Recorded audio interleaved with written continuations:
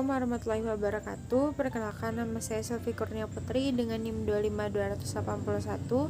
Nah, pada video kali ini saya akan membahas tentang yang pertama adalah konsep dasar jaringan nirkabel, kemudian perangkat keras yang digunakan, yang ketiga ada implementasi, dan terakhir tentang WPAN atau Wireless Personal Area Network. Video ini dibuat untuk memenuhi tugas dari jaringan nirkabel. Nah, untuk yang pertama kita masuk kepada konsep dasar jaringan nirkabel atau yang biasa kita sebut dengan wireless network. Nah, apakah wireless network itu? Wireless network adalah bidang disiplin yang berkaitan dengan komunikasi antar sistem komputer atau yang biasa dengan artian lain yang bisa kita sebut juga tanpa menggunakan kabel. Nah, jaringan nirkabel ini sering dipakai untuk jaringan komputer baik pada jarak yang dekat atau yang biasa disebut juga atau yang bisa dikatakan dengan beberapa meter, atau memakai alat ataupun nanti memakai pemancar seperti Bluetooth, dan pada jarak jauh yaitu seperti melalui satelit. Nah, bidang ini erat hubungannya dengan bidang telekomunikasi, kemudian dengan bidang teknologi informasi dan teknik komputer. Nah, pada jaringan nirkabel biasanya menggunakan satu sistem komputer dengan sistem lainnya dengan menggunakan beberapa macam media transmisi. Nah, seperti apakah contohnya? Yang pertama yaitu gelombang radio, kemudian yang kedua ada gelombang mikro, maupun yang terakhir adalah cahaya infrared atau cahaya inframerah. Nah, untuk selanjutnya kita masuk kepada jenis-jenis jaringan nirkabel. Nah, teknologi jaringan nirkabel merupakan transfer informasi antara dua atau lebih titik yang tidak terhubung secara fisik. Nah, jaringan nirkabel ini memiliki kelebihan dan juga yaitu kekurangan dalam penggunaannya. Kelebihan dari jaringan ini yaitu lebih mudah dalam proses instalasi, area kerja yang luas, serta kebebasan dalam beraktivitas. Nah, untuk kelebihan dari teknologi jaringan nirkabel ini yaitu mahal, kemudian delay besar, dan tata keamanan tidak terjaga juga. Nah, untuk jenis-jenis dari jaringan nirkabel yaitu sebagai berikut. Yang pertama adalah Wireless Wide Area Network atau yang bisa kita sebut juga dengan WWAN dengan singkatannya. Nah, Wireless Wide Area Network ini merupakan jenis jaringan nirkabel yang mencakup daerah yang luas. Seperti apakah itu? Yaitu salah satunya kota ataupun negara. Nah, penggunaan WWAN ini melalui beberapa satelit atau antena. Kemudian yang kedua adalah Wireless Area Network. Nah, Wireless Local Area Network ini atau yang bisa disebut dengan WLAN merupakan teknologi nirkabel yang mencakup satu area yang sifatnya lokal. Nah, untuk contohnya yaitu seperti dalam satu gedung.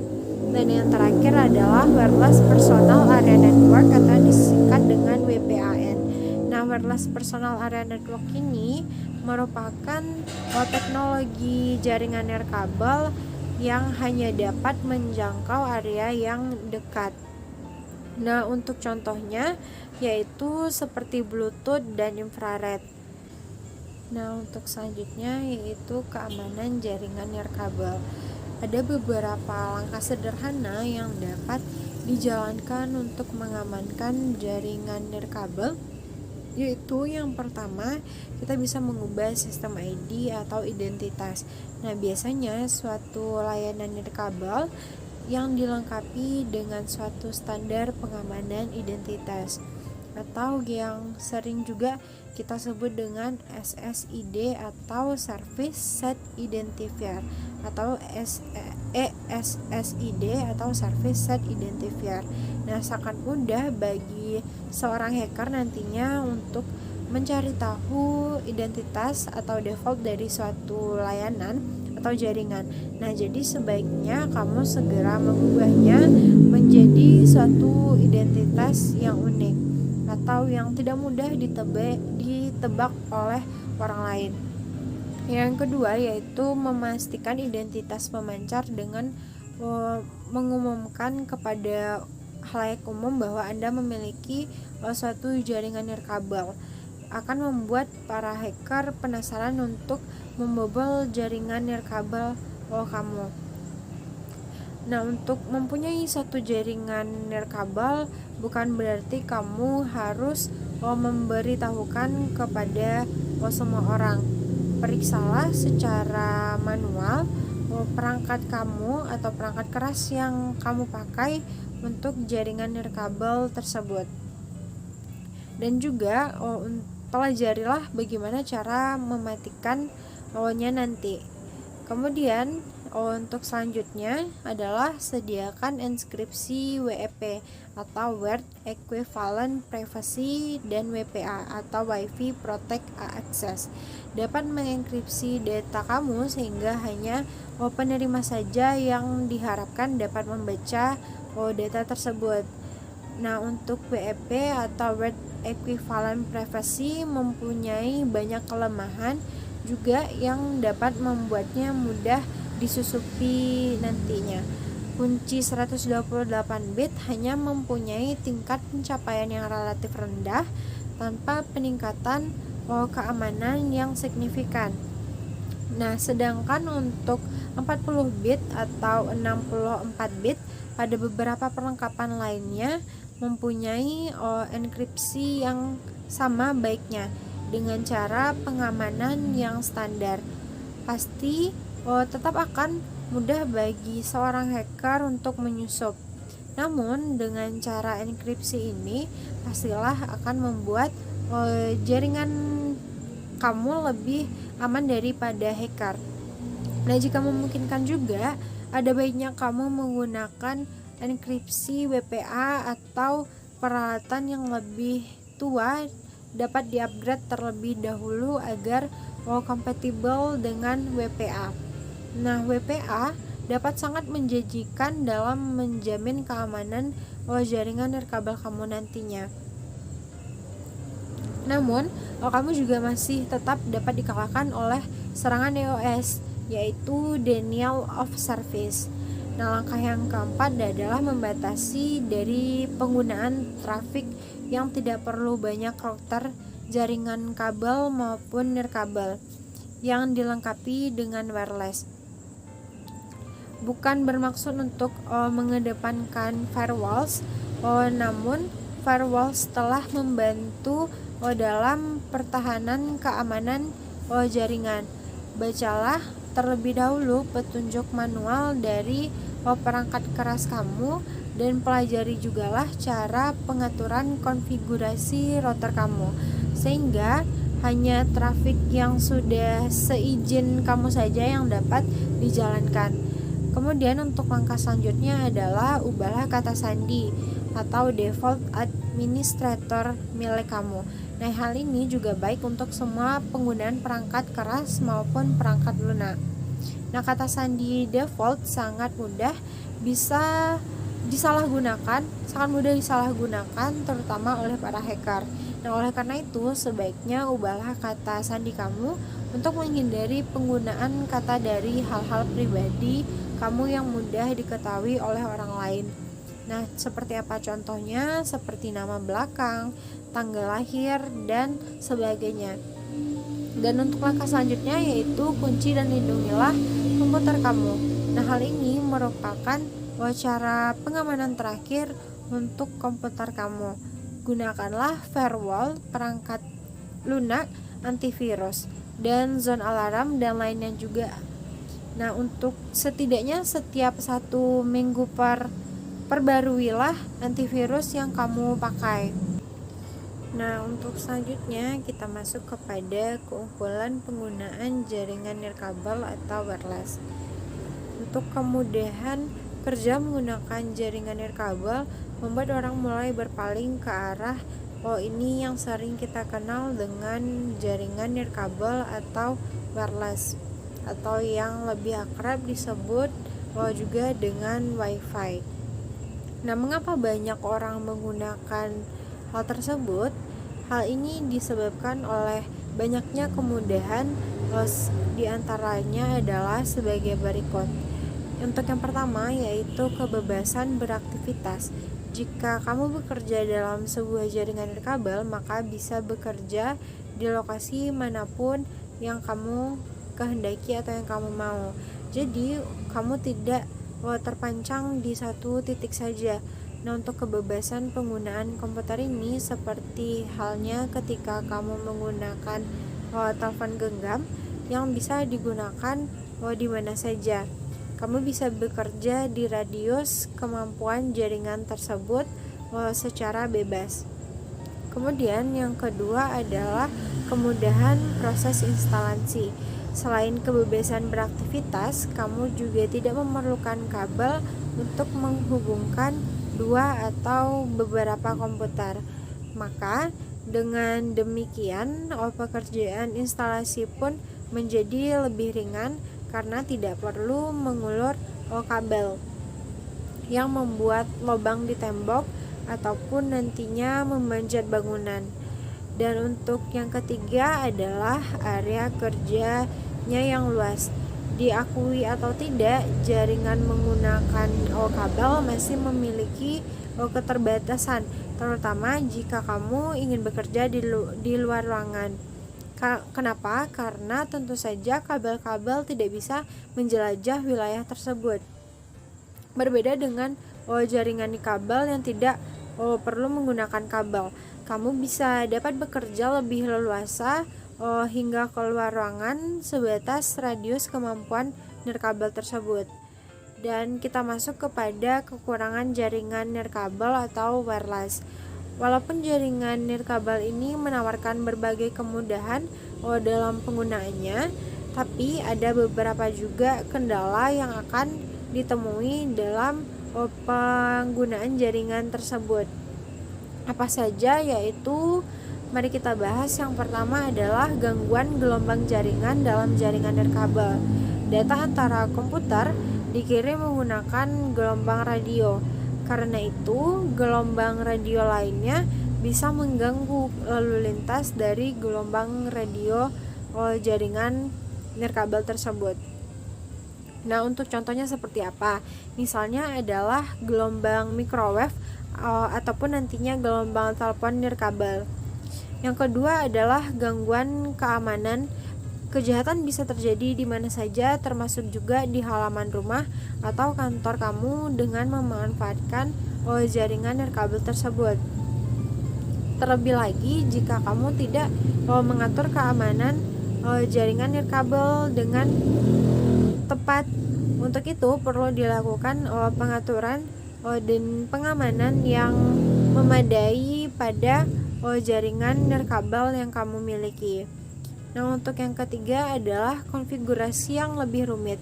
Jika kamu memilih menggunakan jaringan nirkabel, maka kamu tidak lagi dirapatkan dengan urusan kabel, tetapi kamu akan dihadapkan pada konfigurasi yang rumit.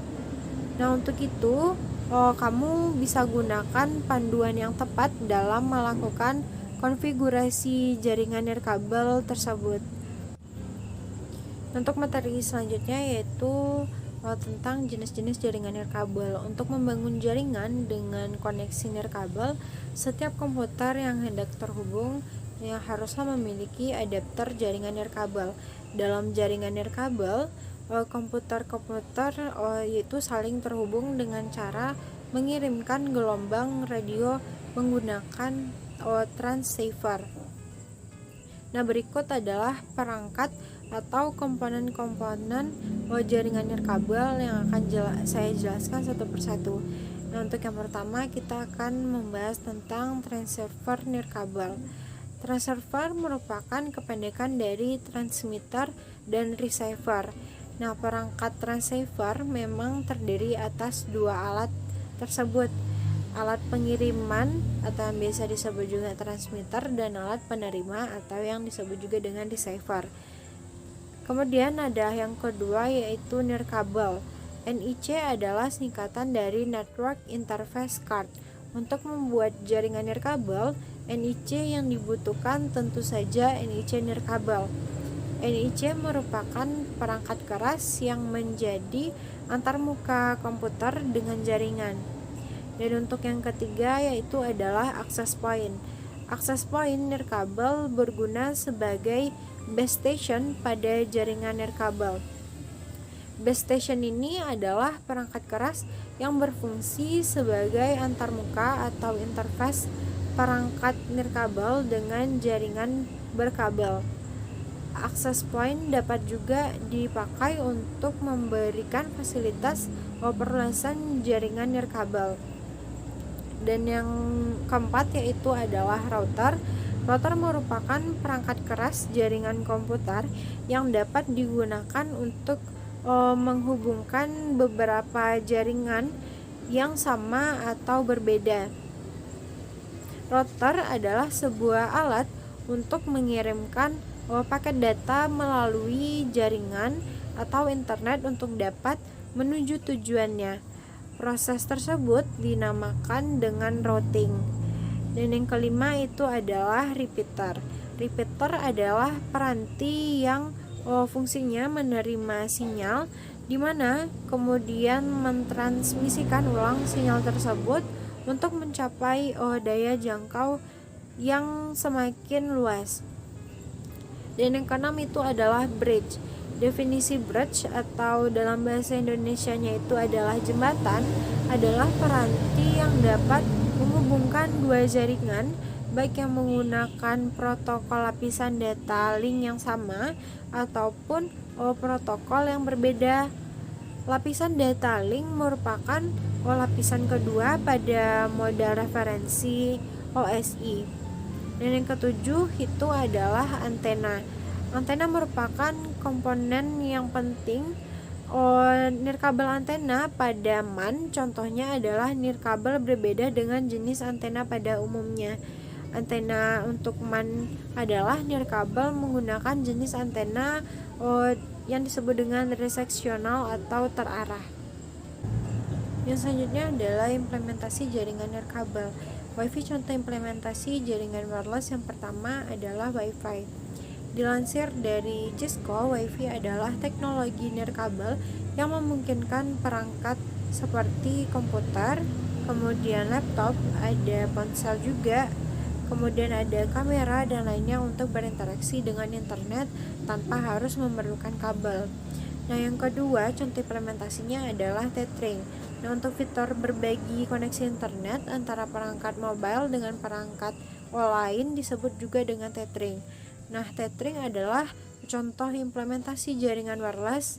Nah, tethering memungkinkan suatu perangkat dapat membagi koneksi internetnya dengan perangkat lain tanpa harus menggunakan kabel atau tersambung dengan suatu kabel. Dan untuk yang ketiga itu adalah radar. Komunikasi radar tidak menggunakan kabel karena menggunakan radiasi gelombang elektromagnetik yang tidak memerlukan kabel. Nah, dilansir juga dari Ensiklopedia Britannica, radar digunakan untuk mendeteksi atau menemukan ataupun melacak dan mengenali objek dari berbagai jenis material pada jarak yang cukup jauh. Kemudian yang keempat adalah Bluetooth. Bluetooth adalah salah satu contoh komunikasi wireless di mana perangkat komputer ataupun ponsel menggunakan gelombang radio atau tanpa menggunakan sebuah kabel untuk bertukar data dalam rentang jarak waktu tertentu. Kemudian ada Global Positioning System atau yang biasa kita singkat dengan GPS. Nah, GPS adalah suatu contoh implementasi juga dari jaringan wireless yang tertua. Dilansir dari Physics-Libre-Text, GPS menggunakan satelit dan jam yang sangat akurat untuk menentukan suatu lokasi di permukaan bumi. Kemudian yang keenam adalah jaringan seluler. Nah, jaringan seluler adalah contoh implementasi jaringan wireless. Jaringan seluler tidak menggunakan kabel karena mentransmisikan datanya lewat sinyal yang dikirim melalui udara. Hal ini tersebut memudahkan ponsel yang terhubung ke jaringan seluler. Dan yang terakhir itu adalah televisi dan radio. Siaran televisi dan radio tidak memerlukan kabel karena siaran keduanya adalah gelombang elektromagnetik yang ditransmisikan lewat udara. Untuk materi selanjutnya adalah tentang Wireless Personal Area Network. Nah, Wireless Personal Area Network disebut dengan jaringan area pribadi atau Personal Area Network adalah jaringan komputer atau titik akses yang digunakan untuk berkomunikasi ke berbagai perangkat pribadi seperti komputer, kemudian ponsel, telepon, televisi, sistem keamanan rumah yang berbasis komunikasi data personal ataupun perangkat komunikasi publik seperti internet. Nah, untuk kontrol PAN dilakukan dengan otoritas pribadi. Data yang ditransmisikan oleh PAN bersifat khas dan personal karena digunakan untuk keperluan pribadi. Nah, teknologi dan protokol yang digunakan PAN diantaranya adalah Wi-Fi, Wireless Application Protocol, ada Bluetooth, infrared, dan lainnya juga. Nah, Personal Area Network hanya mampu menjangkau beberapa meter saja, tapi juga bisa mencapai ratusan sampai ribuan kilometer apabila memanfaatkan jaringan global. PAN bisa digunakan untuk komunikasi antara perangkat pribadi sendiri atau komunikasi intrapersonal, atau dapat juga digunakan untuk menghubungkan ke jaringan tingkat yang lebih tinggi dan internet atau uplink. Nah, jaringan PAN dapat kita buat dengan menggunakan teknologi jaringan nirkabel seperti Bluetooth, kemudian ada wireless. Nah, untuk contohnya saya jelaskan. Pada saat mengajar di kelas, saya sering melakukan remote control terhadap laptop dengan memanfaatkan fasilitas Bluetooth yang tersedia di HP dan Bluetooth yang tersedia di laptop. Maka dengan terkoneksinya antara HP dengan laptop, saya dapat menjalankan serta mematikan laptop tanpa menyentuh laptop tersebut. Teknologi WPAN memperbolehkan pengguna untuk membangun suatu jaringan nirkabel atau ad hoc bagi peranti sederhana seperti PDA, kemudian ada telepon seluler ataupun laptop. Ini bisa digunakan dalam ruang operasi personal atau yang disebut dengan Personal Operating Space yang disingkat dengan POS. Sebuah POS adalah suatu ruang yang ada di sekitar orang dan bisa mencapai jarak sekitar 10 meter. Saat ini, dua teknologi kunci dari WPAN ini adalah Bluetooth dan cahaya inframerah. Bluetooth merupakan teknologi pengganti kabel yang menggunakan gelombang radio untuk mentransmisikan data sampai dengan jarak sekitar 30 feet. Data Bluetooth dapat ditransmisikan melewati tembok, saku, ataupun tas. Nah, teknologi ini Bluetooth digerakkan oleh satu badan yang bernama Bluetooth Special Interest Group atau SIG, yang mana mempublikasikan spesifikasi Bluetooth versi 1.0 pada tahun 1959. Cara alternatif lainnya untuk menghubungkan peranti dalam jarak yang sangat dekat atau 1 meter atau kurang, maka user bisa menggunakan cahaya inframerah. Untuk menstandarisasi pengembangan dari teknologi WPAN, IEEE telah membangun kelompok kerja 80215 bagi WPAN. Kelompok kerja ini membuat standar WPAN yang berbasis pada spesifikasi Bluetooth versi 1.0, yang dimana tujuan utama dari standarisasi ini adalah untuk mengurangi kompleksitas konsumsi daya yang rendah, interoperabilitas dalam dan bisa hidup berdampingan dengan jaringan 802.11. IEEE 802.15 adalah working group nomor 15 dari IEEE 802 spesial untuk WPAN. Standar terdiri dari 5 substandar. Untuk yang pertama adalah 802.15.1 tentang WPAN atau Bluetooth, 802.15.2 tentang coexistence, 802.15.3 tentang high rate WPAN, dan untuk 802.15.4 untuk low rate WPAN atau kecepatan rendah dengan high baterai long life, misalnya adalah Zigbee, dan untuk 802.15.5 untuk mesh networking. Nah, untuk WPAN memiliki beberapa kelebihan, di mana antara lain yang pertama adalah konsumsi daya rendah, mobilitas atau pergerakan yang tinggi. WPAN memungkinkan pengguna untuk mengakses informasi dimanapun berada selama masih dalam jangkauan wilayah WPAN. Kemudahan dan kecepatan instalasi WPAN mudah karena cepat bisa dilakukan tanpa harus menarik dan memasang kabel. Kemudian adalah fleksibel. Teknologi WPAN memungkinkan untuk membangun jaringan di mana kabel tidak dapat digunakan atau tidak memungkinkan untuk digunakan. Yang selanjutnya adalah biaya lebih murah. Meskipun biaya instalasi awalnya WPAN lebih mahal daripada PAN konvensional, tetapi biaya pemeliharaannya lebih murah. Kemudian selanjutnya adalah scalable. WPAN dapat menggunakan berbagai topologi jaringan sesuai dengan kebutuhannya. Dan di situ juga terdapat kekurangan dari WPAN, diantaranya adalah sebagai berikut. Yang pertama adalah jarak jangkauannya pendek, yaitu berkisar lebih kurang 100 meter. Dan kemudian adalah data rate-nya rendah. Nah, untuk selanjutnya kita masuk kepada karakteristik PAN. Berikut adalah beberapa karakteristik PAN. Yang pertama adalah mengontrol jaringan PAN yang dilakukan lewat otoritas pribadi. Dalam menghubungkan beberapa pribadi menggunakan titik akses, dalam menghubungkan PC, laptop, dan berbagai perangkat sistem keamanan rumah yang berbasis data komunikasi, televisi, dan juga jaringan internet. Mengirimkan data yang bersifat pribadi dan juga jarak yang hanya beberapa meter saja. Menggunakan teknik seperti WAP, Bluetooth, infrared, Wi-Fi, dan lainnya. Contoh WPAN adalah sebagai berikut. Untuk yang pertama itu adalah Body Area Network, jaringan mobile yang bergerak dengan jangkauan penggunaannya seperti misalnya penggunaan yang menghubungkan earphone, Bluetooth, dan menggerakkan melalui aktivitasnya.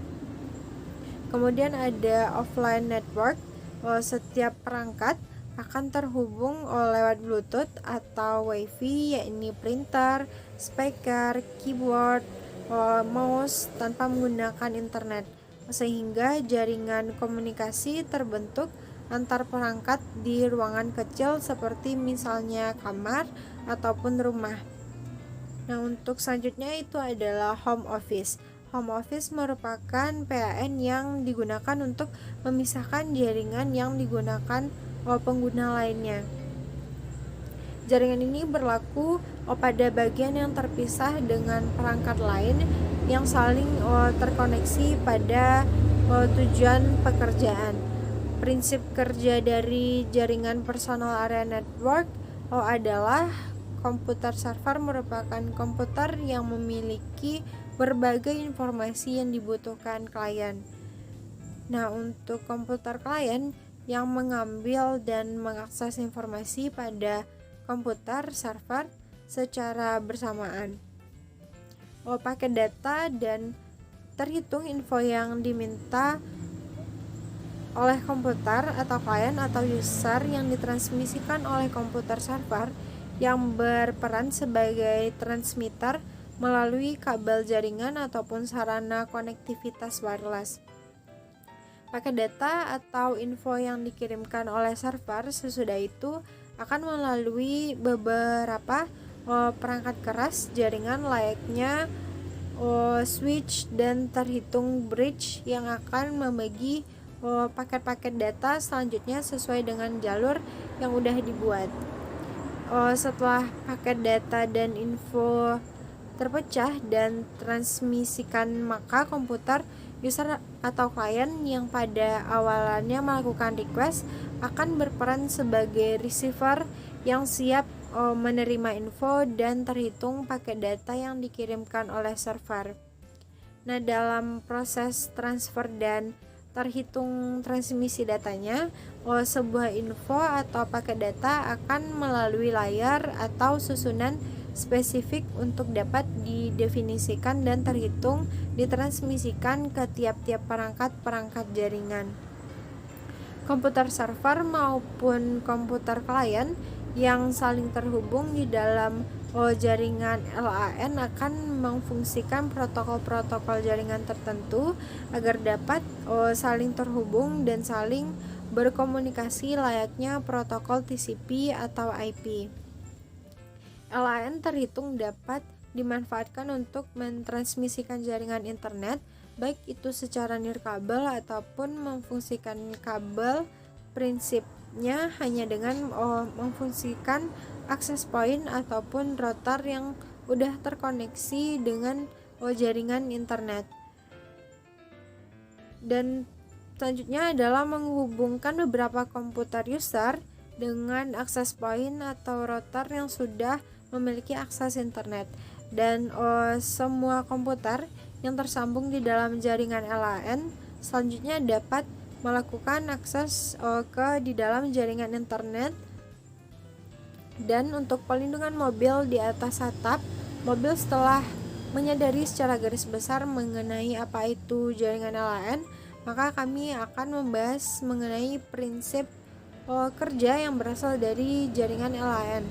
Nah, sebelum mempelajari mengenai prinsip kerjanya, maka saya menyadari lebih dahulu perangkat keras yang digunakan untuk membangun sebuah jaringan LAN, layaknya seperti komputer, kemudian server, klien, hub, switch, dan lainnya juga. Dan kita masuk ke yang terakhir adalah fungsi dari PLN. Yang pertama adalah mempercepat arus informasi dari server menuju user. Yang kedua adalah memudahkan user dalam mengakses informasi. Yang ketiga, mendukung kinerja serta implementasi dari sistem informasi manajemen dan bisnis. Yang selanjutnya adalah mempermudah pengecekan database yang ada di dalam server. Dan selanjutnya adalah menghemat biaya operasional dan waktu. Kemudian memudahkan komunikasi antar kantor, bagian, dan instansi, menghubungkan seluruh kantor cabang, perwakilan, dan kantor pusat dalam satu jaringan. Selanjutnya, mengamankan data dan informasi pemilik perusahaan. Nah, cukup sekian video penjelasan dari saya. Terima kasih. Assalamualaikum warahmatullahi wabarakatuh.